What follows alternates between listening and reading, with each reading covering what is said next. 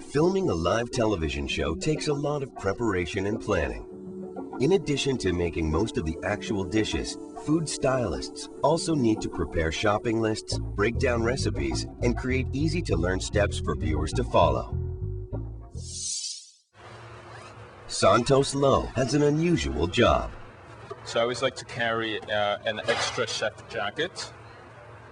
I've got different types of knives. He is a food stylist at the Food Network, a cable channel. You know, I walk in here in the morning, and although I have a general idea of what I'm going to be doing, you never know. One day I could be prepping in the production kitchen, food for the shows, or another day I can be on set working with talent like Emeril. Hey, Santos, you got any onion? Helping him navigate through an act. Hey, you got any onion back there? Can you get me one? Okay, thanks, buddy. I appreciate it, Santos. And on another day, I can be working on one of our mini cookbooks. Today, one of Santos's primary responsibilities is to prepare food behind the scenes for the show Emeril Live. Hey there, buddy. Hey now! Since Emeril Live is taped live, timing is essential.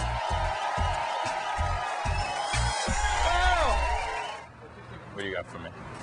Are we doing all these shrimp? 4 pounds. Sal Pasalacqua also prepares food for Emeril Live. Sal's been here forever. He's an intern that never left. We don't tell him that, his internship is over. He just comes in whenever Emeril's around. It's funny, isn't it? What's he gonna make with these? He's gonna make a casserole, shrimp and a mirliton casserole. Sal and Santos like the pressure of working under a deadline. It almost feels like a game. Trying to make it in time, trying to beat the clock. And when it's over, you get that sense of accomplishment. And it does become stressful, but at the end, when it all comes out well, the amount of satisfaction is just, it's hard to describe. You know, we're here the next day doing exactly the same thing. This might seem boring right now, but I'm thinking about all the other things that I have to do after this, so I'm not bored. Well, that's the other reason why we like to come in earlier.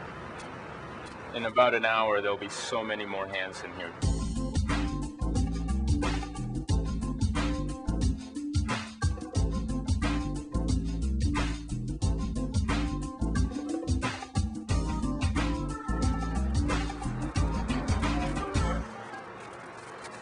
This is a bread pudding that I'm going to make, and this is going to be what we call the beauty.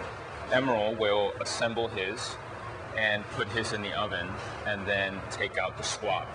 When he pulls out the swab, he'll pull out mine, which is what we call the beauty. And I'm doing this first because I want the bread to soak up as much as the liquid as possible, and it's just going to expand. And I need to cook this for about an hour. This show starts at 1 o'clock. And it's about 10 o'clock right now. And I know that this needs to go in for an hour, so obviously I'm not going to put it in right now. Say 12:30, I'll put it in the oven. Santos has been hanging out in kitchens since he was just a kid. I was born in Peru, and when I was a little kid, my grandfather had a Chinese-Peruvian restaurant, and his entire family worked in the restaurant. As a little kid, after school, me and my cousins would go to the restaurant, and we'd spend the entire day there. When I was 8, me and my dad came to the States. So I grew up in Brooklyn, went to your typical elementary school, junior high school, and right about then is when I realized that I had some artistic talent, but I really didn't know how to, or where to take it. A teacher saw that Santos had potential and encouraged him to immerse himself in the art world. My entire life just became art. After high school, Santos studied fine art at Cooper Union. The one thing that I forgot was to do an internship. An internship might have led to a job, but Santos became one of the thousands of art school graduates trying to find work in an extremely competitive field. I started to take odd jobs. Years went by, and I found myself one day, I don't know what, I just wasn't happy with myself. So I decided that I needed to start all over again. I did a lot of thinking and decided, what about that cooking thing? You know, I've always taken it for granted. Santos went to culinary school and interned at several restaurants. By the time I finished school, one of those restaurants offered me a job. I worked in a restaurant for a little while, and then I heard about the Food Network. I get to use art and I get to use food, the two things that I love. I think I'm a very fortunate person. Yeah, I'm doing that right now. Sometimes, small pieces of the show are shot behind the scenes ahead of time. Oh, they're gonna be here in 5 minutes, so I need to get it all ready. Try to do everything. If they're shooting from over there, try to do everything away. Santos will be on camera demonstrating some cooking techniques. Let's have these done. So a lot of these are broken. I'm looking for the nice round ones. You know, I'm so used to picking the nice looking foods all the time. And when I'm home, I get into the habit of doing that as well. And so I'll throw out, you know, stuff like that as opposed to stuff like that. And my wife will say, "What are you crazy?" A camera crew arrives and sets up. So slicing is one part. Right. The crew waits for a go-ahead from the control room to start shooting. Now they make it 3 passes. Do you want me to start with a fresh one? And then they wait some more.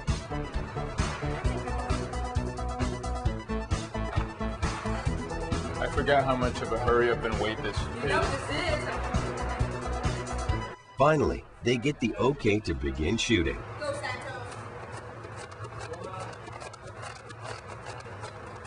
All right, I'm running out. Did you get that? Are we moving on? Okay, here we go. 3, 2, go. Stir. Yes.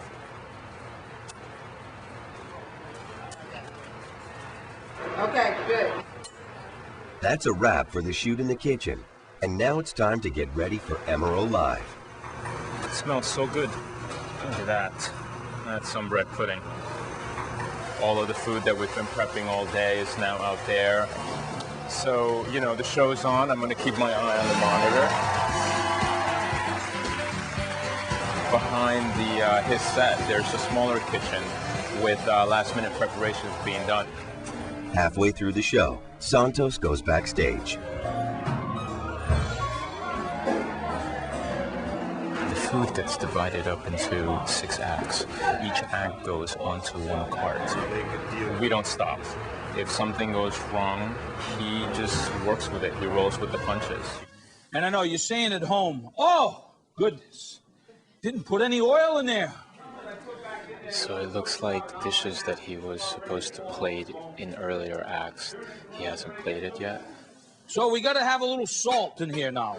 So he keeps, you know, eating up too much time, and then in Act 5 and 6, he ends up having to plate 4 things.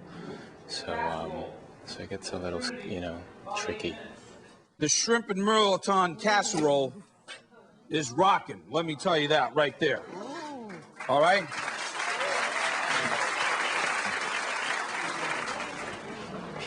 Yes, I did.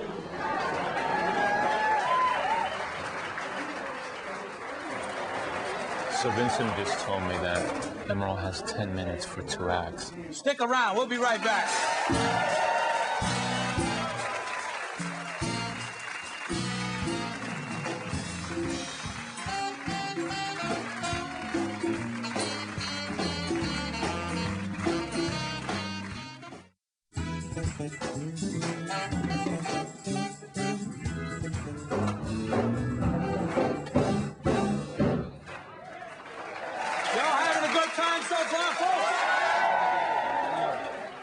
Let's talk about bread pudding real quick.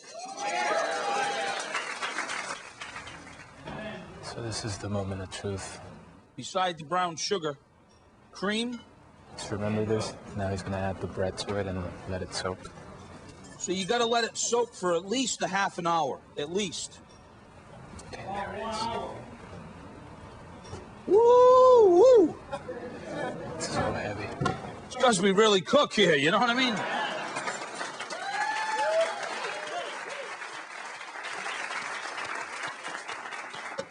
You can always add a little vanilla ice cream to it.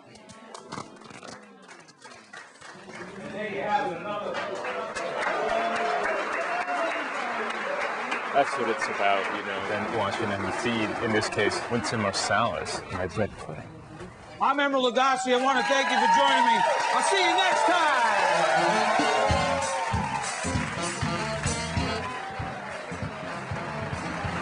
So that's it. It's a wrap for me. Now I just jump on the next show.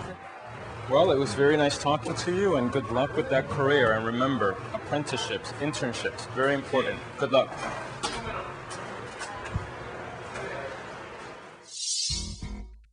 Did you know?